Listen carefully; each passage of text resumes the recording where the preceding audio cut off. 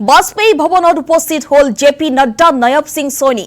বিজেপিৰ নেতা কৰ্মীয়ে দুয়োগৰাকীকে আদৰিলে বাজপেয়ী ভৱনত। উপস্থিত অশোক সিংহল, বিশ্বজিৎ দৈমাৰী, কামাখ্যা প্ৰসাদ তাছা, অমিয় কুমাৰ ভূঞা। আৰু 12 মেত নতুন চৰকাৰে শপত ল'ব ৰাজ্যত। ইতিমধ্যে খানাপাৰাত তাৰ যুদ্ধকালীন প্ৰস্তুতি চলি আছে। সমান্তৰালকৈ আজিৰ দিনটোত বাজপেয়ী ভৱনত উপস্থিত হৈছে জেপি নাড্ডা, নয়ব সিং সৈনী। বিজেপিৰ নেতা কৰ্মীয়ে দুয়োগৰাকী নেতাকে আদৰিছে বাজপেয়ী ভৱনত।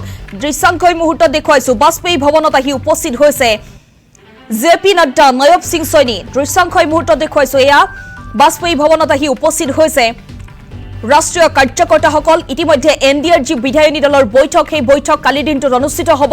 সেই বৈঠকৰ পূৰ্বে আজিৰ দিনটোতে আহি উপস্থিত হৈছে ৰাষ্ট্ৰীয় পৰ্যায়ৰ নেতাসকল। জেপি নাড্ডা আহি উপস্থিত হৈছে, নয়ব সিং সৈনী আহি উপস্থিত হৈছে। বিজেপিৰ নেতা কৰ্মীয়ে দুয়োগৰাকীকে ইতিমধ্যে উষ্ম আদৰণি জনাইছে। বৰঝাৰ বিমানবন্দৰৰ পৰা পোনে পোনে আহি উপস্থিত হৈছে বাজপেয়ী ভৱনত, য'ত উপস্থিত আছে অশোক সিংহল, বিশ্বজিৎ দৈমাৰী, কামাখ্যা প্ৰসাদ তাছা, অমিয় কুমাৰ ভূঞা। 12 মেত যি শপত গ্ৰহণ অনুষ্ঠান আছে, তাৰ পূৰ্বেই কৰ কমিটিৰ যি বৈঠক, বিধায়িনী দলৰ বৈঠক, সেই বৈঠকৰ বাবে ইতিমধ্যে গুৱাহাটীত আহি উপস্থিত হৈছে ৰাষ্ট্ৰীয় পৰ্যায়ৰ নেতাসকল। আৰু কালিৰ দিনটোতো দেখিবলৈ পোৱা যাব, যিসকল ৰাজনীতিবিদ আছে, সেই ৰাজনীতিবিদসকল আহি ভৰি পৰিব, ৰাষ্ট্ৰীয় ৰাজনীতিবিদসকল আহি ভৰি পৰিব গুৱাহাটী মহানগৰীত। ইতিমধ্যে দেখিবলৈ পোৱা গৈছে বাজপেয়ী ভৱনত আহি যিহেতু উপস্থিত হৈছে জেপি নাড্ডা, নয়ব সিং সৈনী। দৃশ্যাংক আমি এই মুহূৰ্তত দেখুৱাই গৈছো, দুয়োগৰাকী নেতাকে উষ্ম আদৰণি জনোৱা হৈছে, হাতজোৰ কৰি সম্ভাষণ জনাইছে। য'ত উপস্থিত আছে অশোক সিংহল, বিশ্বজিৎ দৈমাৰী, কামাখ্যা প্ৰসাদ তাছা, অমিয় কুমাৰ ভূঞা। ইতিমধ্যে বাজপেয়ী ভৱনত উপস্থিত হৈছে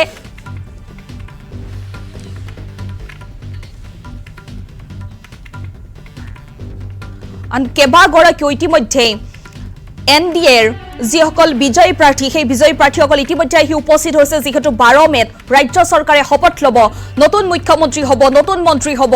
ইতিমধ্যেই গুৱাহাটীখন সজাই পৰাই তোলা হৈছে। কৰ কমিটিৰ বৈঠক অনুষ্ঠিত হ'ব কিছু সময় পিছতেই। এই মুহূৰ্তত যদি দৃশ্যাংশ আমি দেখুৱাওঁ, বাজপেয়ী ভৱনত এনেদৰে ৰাষ্ট্ৰীয় পৰ্যায়ৰ নেতাসকল আহি উপস্থিত হৈছে। কিছু মন্তব্য আহি পৰিছে, জয়ন্ত মল্লবৰুৱাৰ মন্তব্য আহি পৰিছে। মন্তব্য এই মুহূৰ্তত আগবঢ়াইছো। পৰ্যবেক্ষক নাড্ডাজী আহি পালে আৰু আমি সকলোৱে নাড্ডাজী আৰু সৈনীজীক আমি ইয়াতে সম্বৰ্ধনা শুভেচ্ছা জনালোঁ। আৰু অহাকাইলৈ আমাৰ বিধায়িনী দলৰ বৈঠক আছে। প্ৰথম বিজেপি বিধায়িনী দলৰ বৈঠক, তাৰপিছত এনডিএ বিধায়িনী দলৰ বৈঠক হ'ব। আৰু এই বৈঠকতে আমাৰ নেতা নিৰ্বাচন হ'ব।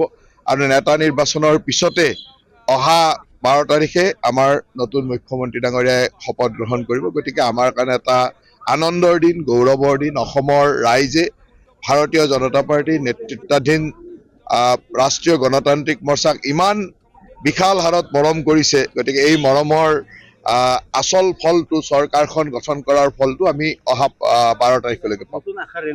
নতুন আশা সকলোৰে কাৰণে নতুন আশা থাকে। নতুন নিৰ্বাচন হৈ যোৱাৰ পিছত বিভিন্নজন জিকি আহিছে, নতুন নতুন মানুহ জিকি